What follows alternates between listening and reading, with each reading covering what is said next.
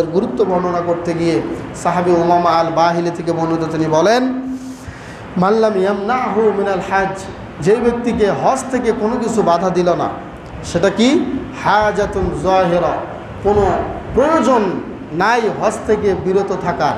এরপরে আও সুলতানুন জায়রুন, কোনো স্বৈরাচারী কোনো রাজা বা মন্ত্রীও তাকে হজ করতে বাধা দিল না। শুধু তাই নয়, আও মারিদুন হাবিসুন, কোনো অসুস্থতাও তাকে হজ থেকে বারণ করল না। তার মানে কোনো প্রয়োজন নাই, কোনো অসুস্থতাও নাই, এবং কেউ তাকে হজ করতে বাধাও দিল না, কিন্তু লোকটি হজ করতে গেল না। ফামাতা, লোকটা বাড়িতে বসে বসে মারা গেল, হজ্জের নিয়ত করল না, হজ করতেও গেল না, এত সুযোগ থাকা সত্ত্বেও ওয়ালাম ইয়াহুজ, হজ করতে গেল না, লোকটা মারা গেল। বিশ্বনবী বলেছেন, ফালে ইয়ামুত ইনশা ইয়াহুদিয়াও ওয়া ইনশা নাসরানিয়া। বিশ্বনবী বলেছেন, সুনানের দারমির মধ্যে এবং তিরমিজির মধ্যে হাদিসটি এসেছে, বিশ্বনবী বলেছেন লোকটার উচিত সে ইহুদি অথবা খ্রিস্টান হয়ে মৃত্যুবরণ করা। বলেন নাউজুবিল্লাহ।